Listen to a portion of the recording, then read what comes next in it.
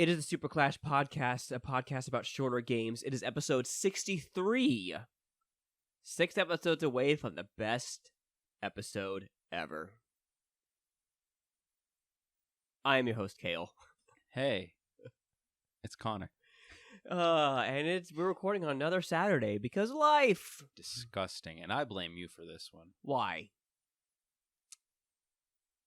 Because games. Half of the games were really shitty. And the other half you didn't have. Exactly. It's just been kind of a rough week in general. Like the last couple of days, actually I would say the last couple of weeks actually have been kind of rough for me mentally, just with work, the heat, everything going on. I actually haven't slept well in the last couple of days. I would just keep tossing and turning and waking up and have like massive spikes of anxiety where my heart would start racing. I literally have to get up and kind of recompose myself. And just very strange. Just I don't know what the deal is. I try not to drink caffeine before I go to bed, even though I do sometimes. We could try electroshock therapy. But that's how I get horny, not tired. Ah, shit, that's right. We'll give you an ice bath. That's also one of my kinks. Ah, damn. We're going to have to work around those kinks. Yeah. So, I'm a masochist, Connor. You should know this. Oh, okay. I'll get you a yandere in your life then. I don't know where we're going with this, Connor. How was your week? It was all right. Yeah? It was a little busy for some of it, and then I got to travel for work next week, so that's not fun. No. That just seems even further anxiety-inducing. Yeah. Airports suck. So do layovers. Yeah.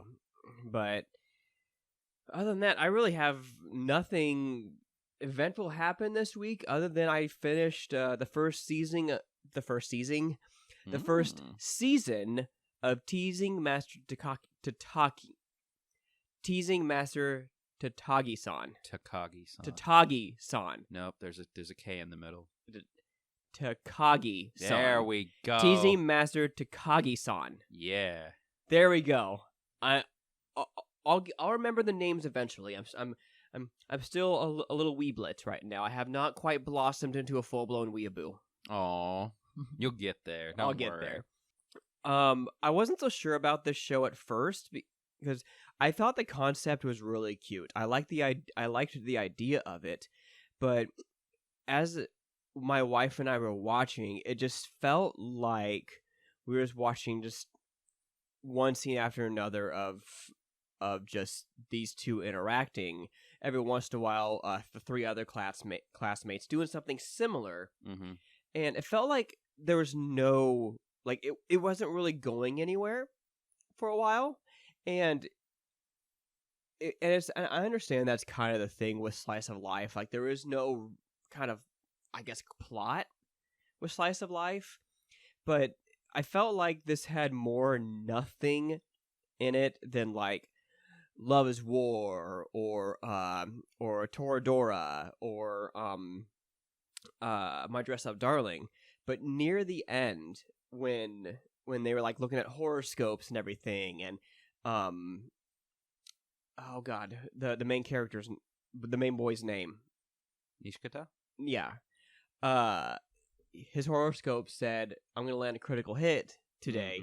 I remember you talking about this in a previous episode where Takagi asked, would you have rather went to your friend's house and play a game? And Nishikata just flat out says, with like, what's the word I'm looking for? He reflexively says, no, I would much rather walk home with you. It just let it slip out, and it stops her in her tracks. And it was adorable. And then when she gets home later and says to herself, critical hit. Yes. You know, like, that was just like, oh, it gives you the chills. Yeah, that was so good. And we're on the next season right now. I think we're about 4 or 5 episodes into the second season. I kind of like was thinking about what you were saying about how like, well, there's not a lot that happens, and I kind of sort of disagree in a way. And I think the way that Teasing Master Takagi-san is structured is there's a lot of episodes where if you just like stepped back and looked at it, there isn't a lot happening. The plot doesn't seem to be moving forward.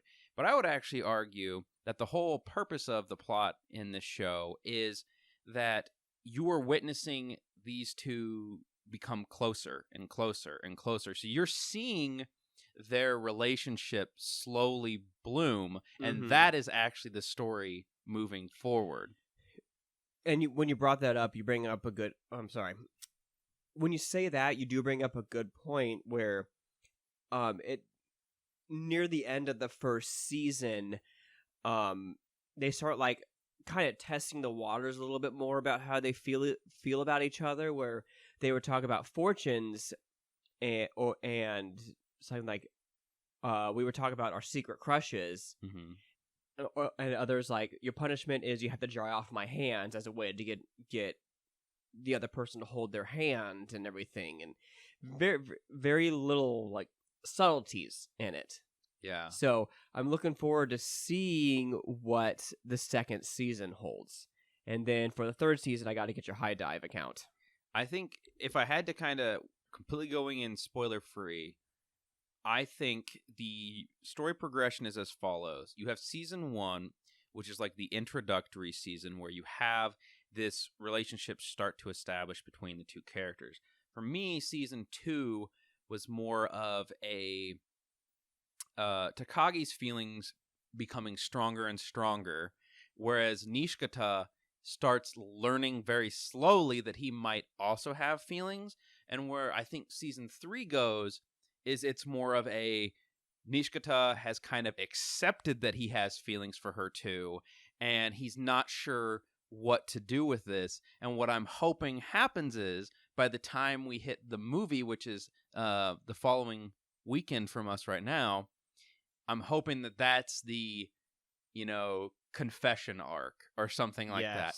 Because I know for a fact the manga in Japan, no spoilers here because, it's been out a really long time over there, and they end up married with kids. So, and there's like I think a manga over there that takes place with them as adults and has their kids in it. Interesting. So that would be hella cute. That would be just hella to continue cute. it. But I'm starting. It's starting to grow on me a little bit. Yeah. So like I'm enjoying it. So let's move on real fast, Connor. You've been playing the new Digimon game.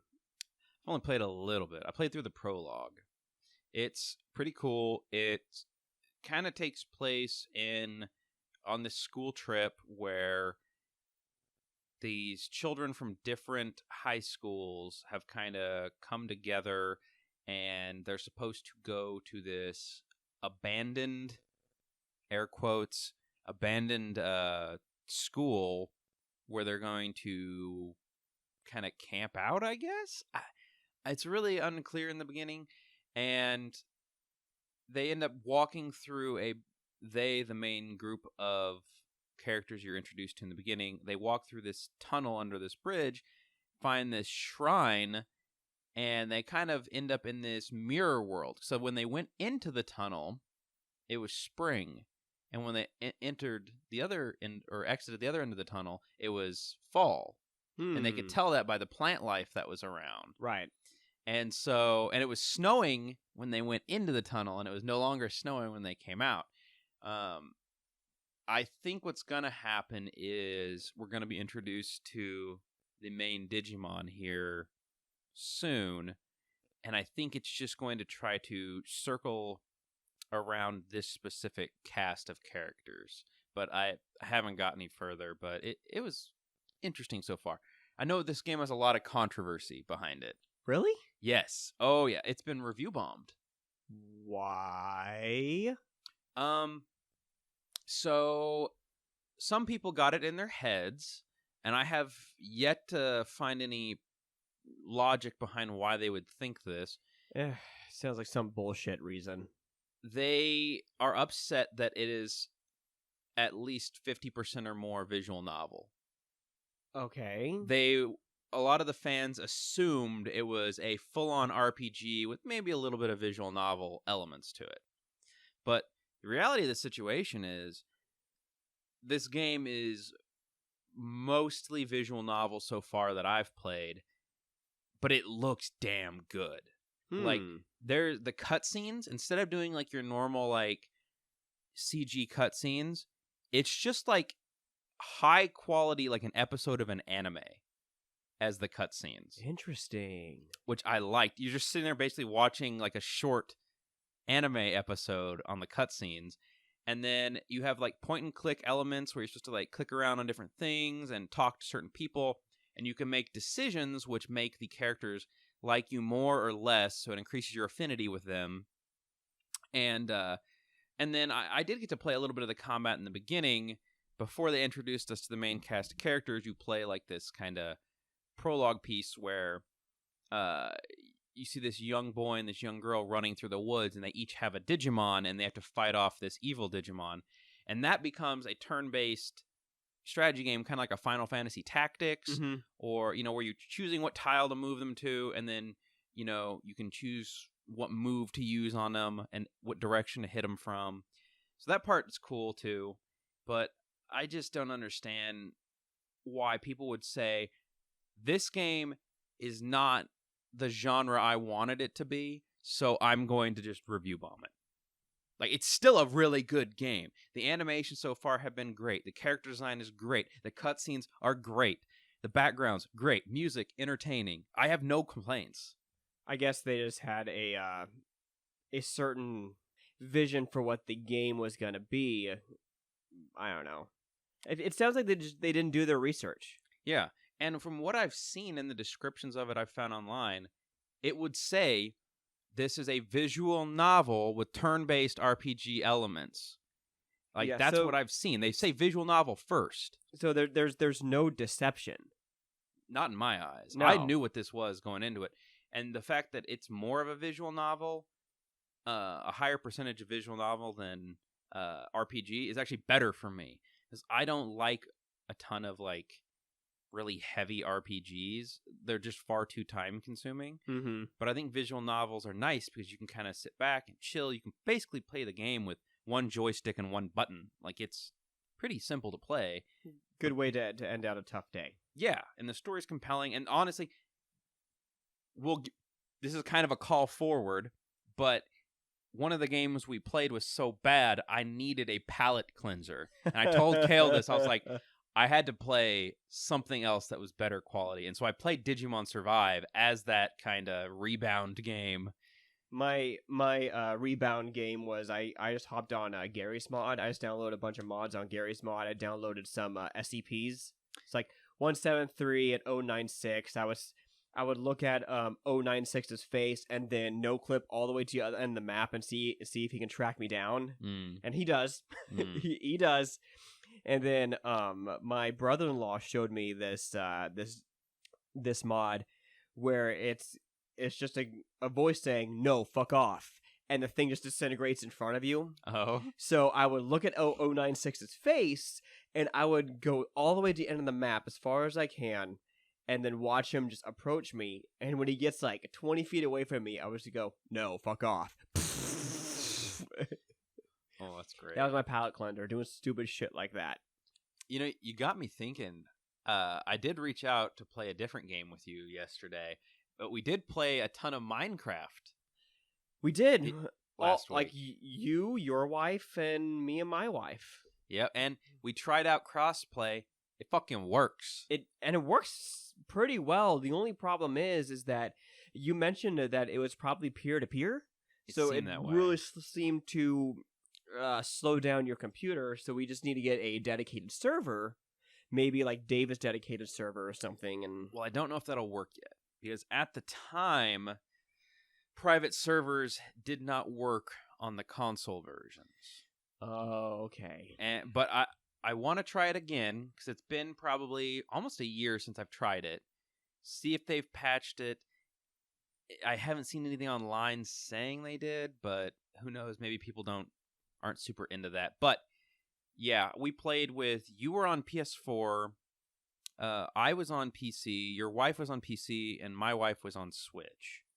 Yeah. And we all played together. And there were so many cats. Yes.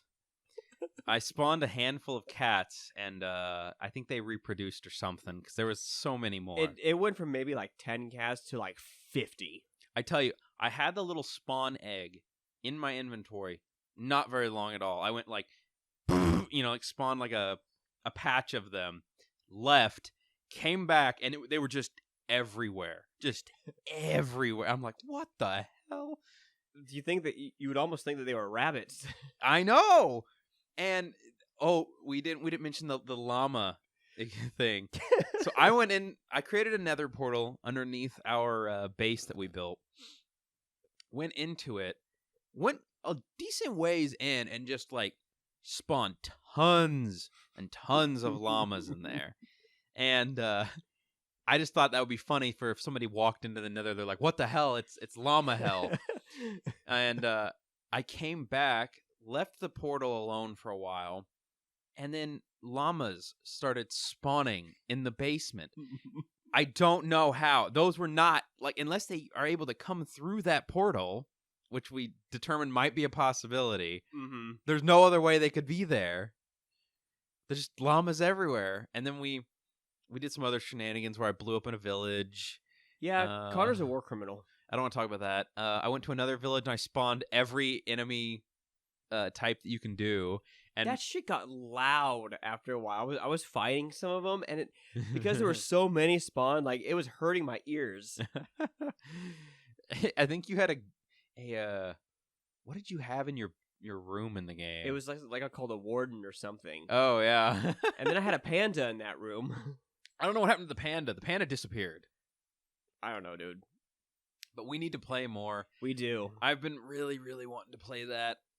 I kind of want to. I had an idea for a mansion that I want to build. That I might just build like on the outskirts of our current base and everything. Yeah, that's fine. So make it like really pretty, and we could go in with like a plan and be like, all right, this is what we're gonna build.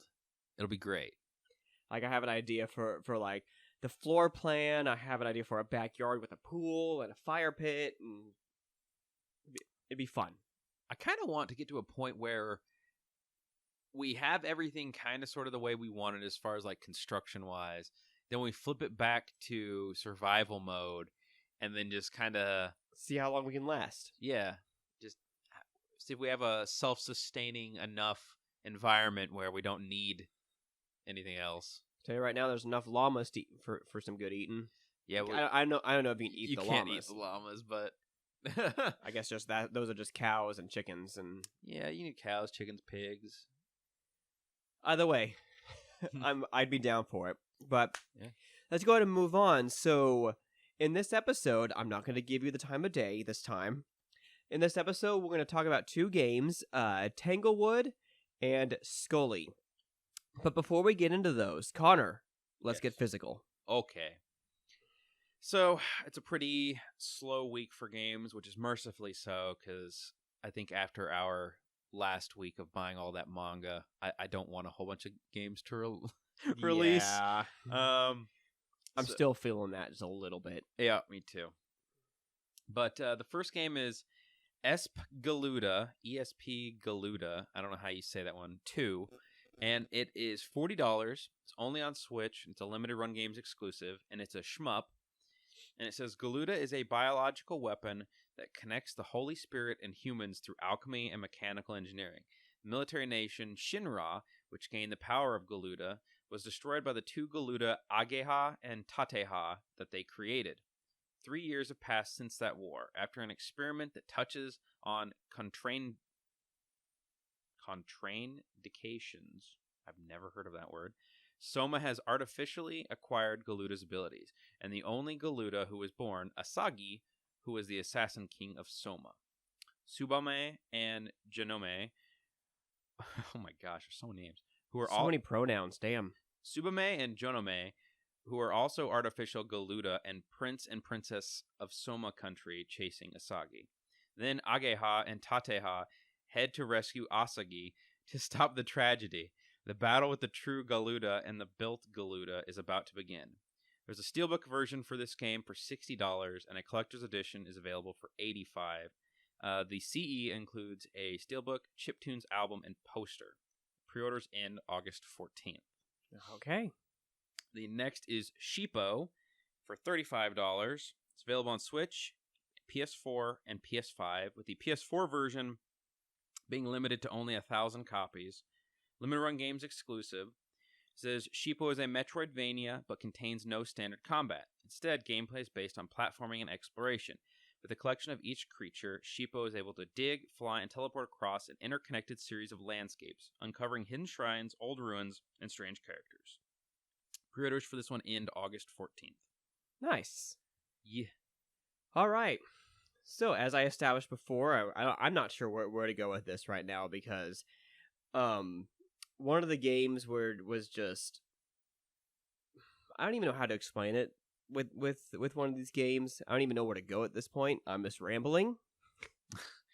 Okay. But so let's go ahead and let's start with Tanglewood. So Tanglewood is developed by Big Evil Corporation and released in 2018. You can generally beat this in about 4 hours, and you can get this for Switch, the Sega Genesis, Evercade, PC, and actually Dreamcast, right? Which is kind of supposed to be a modern Dreamcast game. Mm-hmm. This is one of the games I couldn't get around to playing because one, it was expensive. They were still asking like $20 on PC, that's kind of a steep price for. Considering my Evercade cartridge with Xenocrisis and Tanglewood was $20. Yeah. So the story of this is that it's set in the realm of Tanglewood. The game follows a young creature, Nim, separated from the pack after the sun sets. Unable to get back to the safety of the family's underground home, Nim must find a way to survive the night terrors and get to morning. So, I didn't play this game, as I stated before, so Connor, I'm going to let you take the wheel on this one. What'd you think of this game? What's the gameplay like? Okay. The game has you playing as Nim, who looks like this fox, and the main gameplay elements are platforming and then collecting these little fuzzy ball things. You roll them under a little lamp, and you can gain one of a handful of abilities. One ability is if you have a yellow fuzzy, you turn into a yellow fox and you can fly for short periods of time. These abilities do wear off. There's a blue one that allows you to control enemies. And then there's a green one that allows you to stop time. And then finally there's a big white one, which I will tell about at the end, because it's the final thing you get to defeat the last level of the game, basically. Okay. So, as you progress through the game, you encounter a variety of different enemies. There's this little, like, squirrel-like enemy that doesn't really do anything but runs back and forth, but if you run all the way to a corner with it, and it becomes cornered, it will kill you. There is these big, like, warthog-looking creatures. They're really tough, they're really fast, and you pretty much have to, like, get them to, like, run into a spike pit or drop a giant rock on them or like defeat them that way. There's also little miniature versions of them that can kind of kill you too. And then there's this creature that I've only, I think, fought once. It was like a big bipedal amorphous pig monster. That one takes multiple hits to kill with like dropping rocks on its head. As you play further into the game, I think by chapter, I forget which chapter, maybe 4 or 5, you get a partner. So you encounter this younger version, like a fox, a little tiny one, and it kind of helps you solve puzzles. So you can pick it up and you can throw it up higher, and it will grab the little fuzzy orb things that you need from above. Near the end of the game, should I say the spoilers? Yeah, go ahead. Near the end of the game, the weird dark creature spirit thing appears and it kills Nim. Oh, fuck. In front of the kid who's hiding. and you take over playing as the kid through the levels. And you have to solve the puzzles a little bit differently. The younger version, I don't know if that one has a name, but it can't do all the things that Nim can do, so you're mostly running from enemies. And you hit a certain point where literally you're just running the entire level from these giant pig creatures. And on the final stage, you pick up this white fuzzy that's much bigger than the others. And it gives you the ability to do like this huge blast of light that like will kill any enemies on screen, and it takes a while to recharge, and it turns you white. And that's how you defeat the final ghost boss, is he kind of comes up behind you, you hit him with the thing, and then you have to kind of go back and forth until your ability recharges, and then when he comes to get you, you hit him again until you defeat him. And I know that there's multiple endings to this game. I think if you collect all the collectible items, you get a slightly different ending, which I didn't do because some of the platforming was a little frustrating, and I'll mention that. But overall, I thought the story was really interesting, and probably by about the halfway mark, I was really into it. Mm-hmm. It takes some time to get used to, I will say that. The platforming is not as tight and responsive as other platformers that this game is based upon, I should say. So that's one ding against it. Your character has a little bit too much momentum behind it when it's running, so it takes it like a little longer to slow down than you'd want. I think the puzzles weren't super confusing. For the most part, they made sense. I don't think I needed to look up any walkthroughs or anything like that. Mm-hmm. But yeah, I think I'd recommend that game. If I had to give it a rating, I'd probably give it like an 8. Oh, nice. Yeah, solid. Yeah. Sweet. All right, so anything else for Tanglewood? Nah, I say if you get a chance, definitely play it. You mentioned that there's a Switch version. I don't think it's available yet. Oh, there's not? Okay, because I tried looking one up. I couldn't find anything. I don't think it's out yet. I want to say they're creating a like director's cut version for the Switch. Oh, that'd be cool. Yeah. So, all right, Connor, you saved the best for last. Let's talk about Skully, Connor, and not the character from the X-Files. Oh, I wanted to talk about her. Yeah, because she'd be far more interesting than this game. True. So, this is developed by Frontline Games, released in 2020. You can generally beat this in about 4 hours as well, and you can get this for PlayStation, PC, Xbox, and Switch. The story is, on a mysterious remote island, a skull washes up on shore and is reawakened by an enigmatic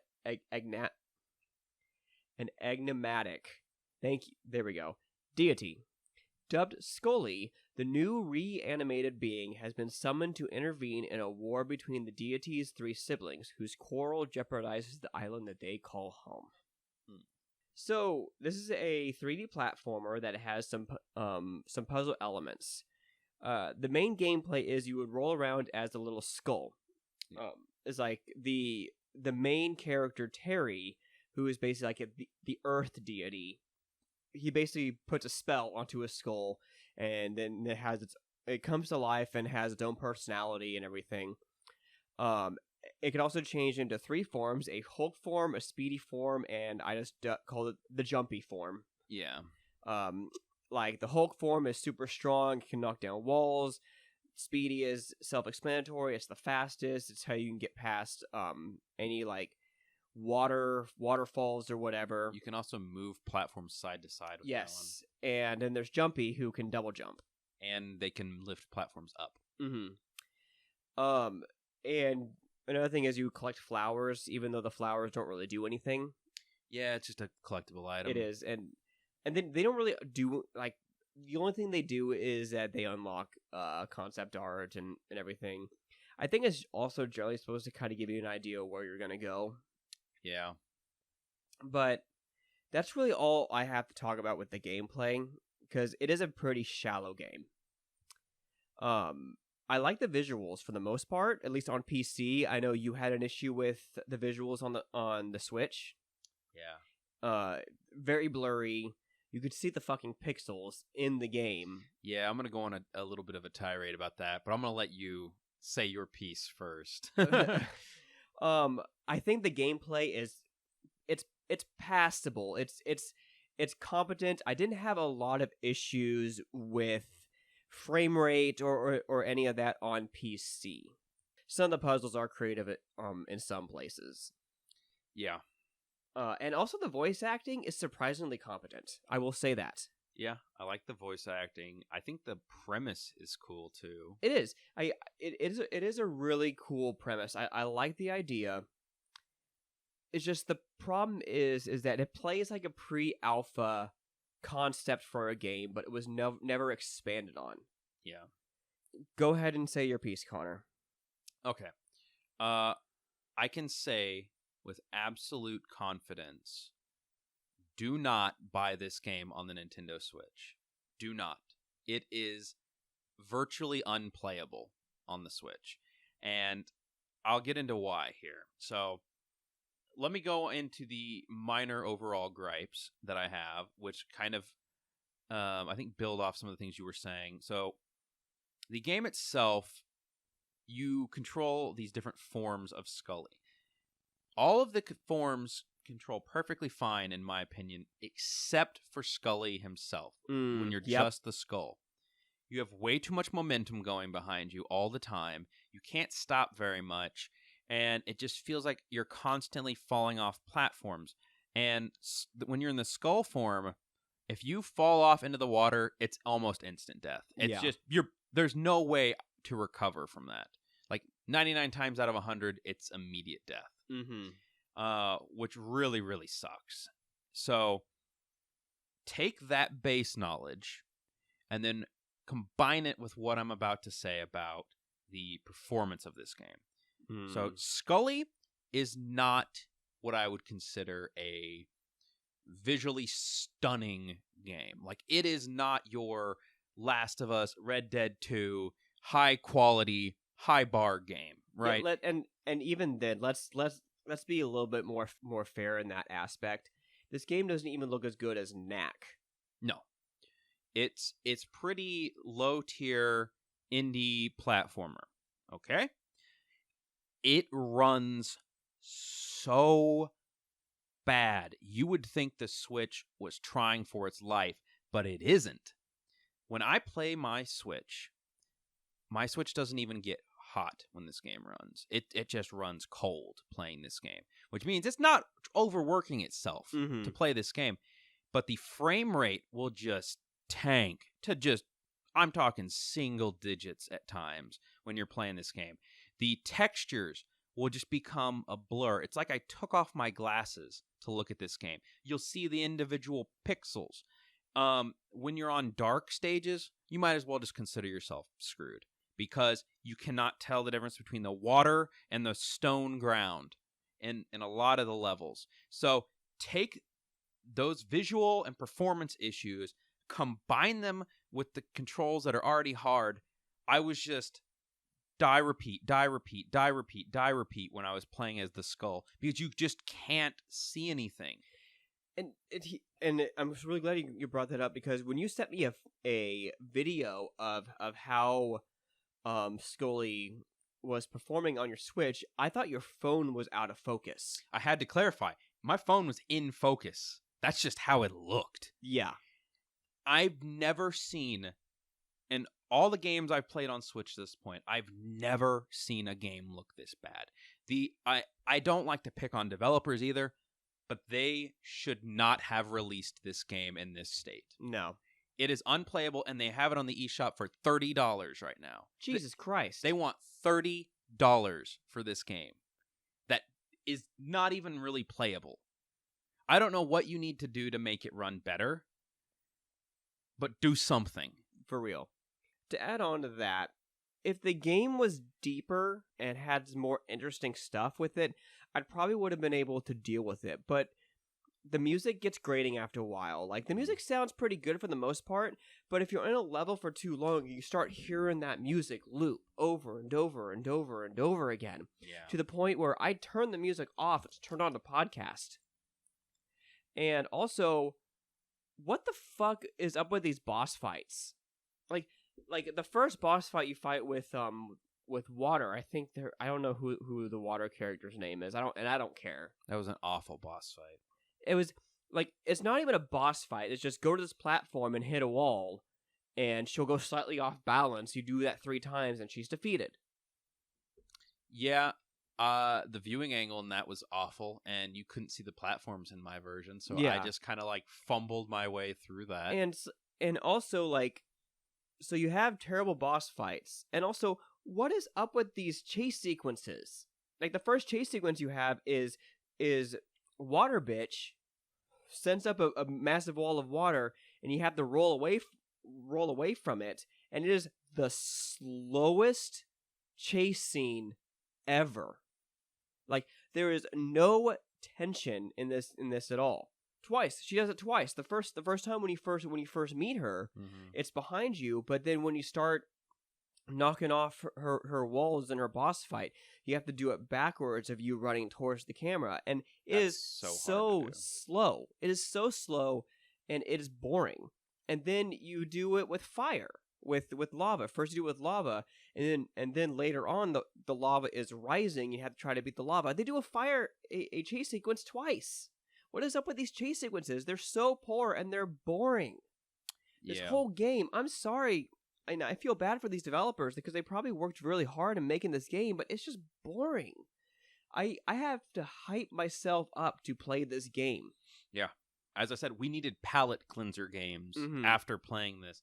And I'm going to be fully transparent. I haven't beaten it, which really put me off. Me neither. Because I was sitting there like, I want to beat this. I want to see how this story ends. I want to beat it. So I kept like, when I would have a moment, I'm like, all right, I'm going to do one more level. I'd play one more level, struggle through it, get to a point where I couldn't see anything if you're in a cave or whatever. And I'm like, fuck it. Put it down. Try it again later. Like, it felt like, oh gosh, I got a feeling of playing this game, and the feeling was just frantic. This game made me feel frantic. And the reason I say that is because when you're playing it and you're playing a game, there should be a level of like comfort and understanding to some games, right? But for me, it was like, I'm doing my damnedest just to play the game at a base level. Like, I'm just trying to stay on the platforms. I'm just trying to see my character. I'm just trying to figure out which way to go.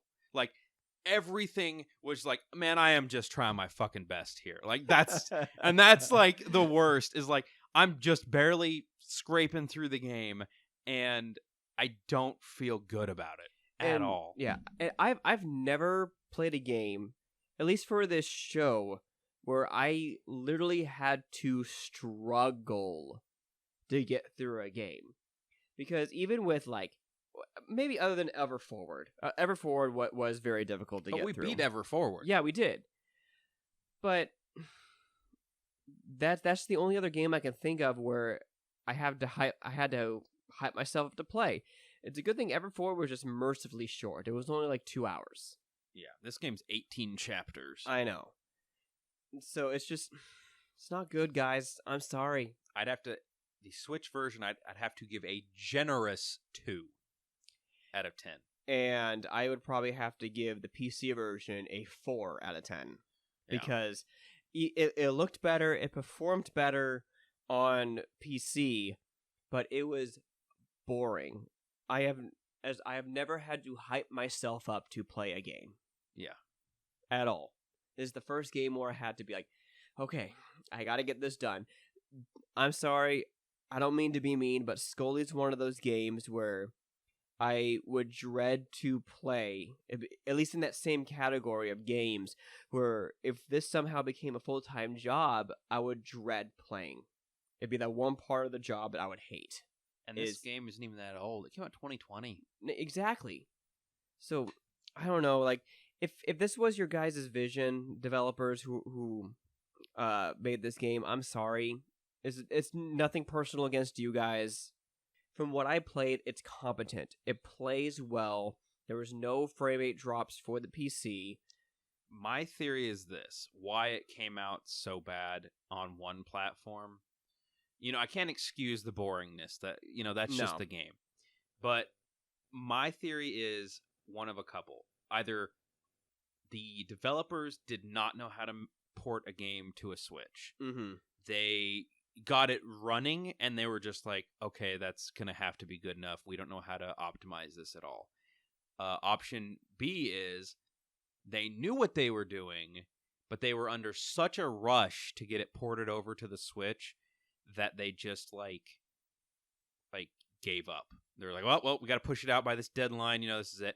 And then the final option that I think is kind of sort of a combination of the two is like this game is just poorly optimized to begin with.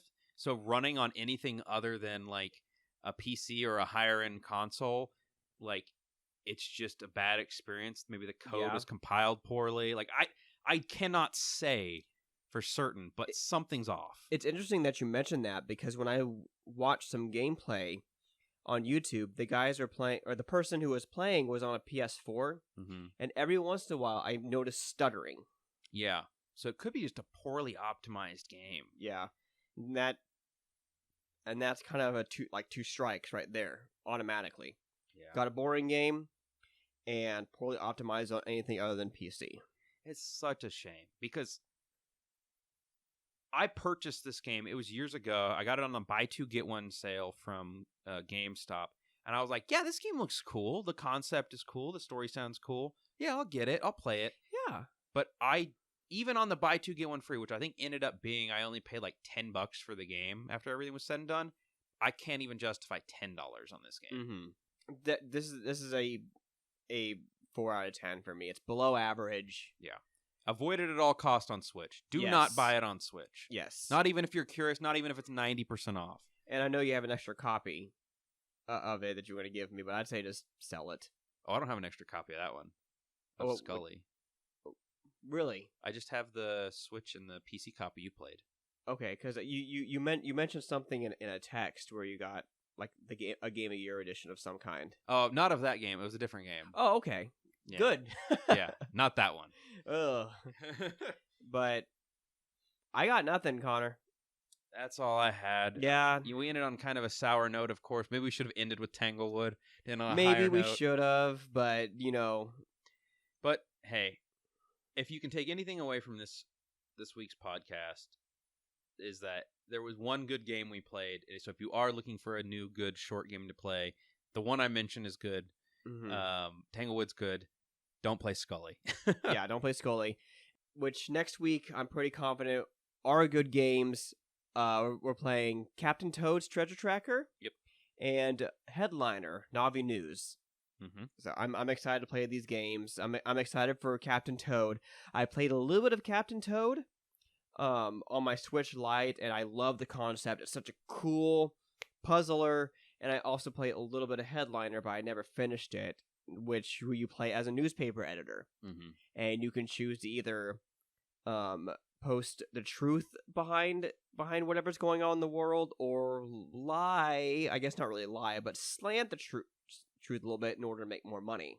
Okay. So it seems pretty relevant to the state of the world today. Yeah. And I know that Treasure Tracker is going to be fun because have you played Super Mario 3D World? Yes. The Treasure Tracker game was a spin-off of those because you could play Treasure Tracker or Captain Toad levels in Super Mario 3D World. So clearly they were such a success and people loved them that they made a whole game out of it. Yep. So I'm excited to play these games. Thank you guys so much for listening. Like and subscribe if you like the podcast. Tell your friends. Or if you don't like the podcast, tell your friends and maybe they'll like it. Who knows? Anyway, thank you guys so much for listening, and we'll see you guys next time. Connor? What, you gonna say bye? No.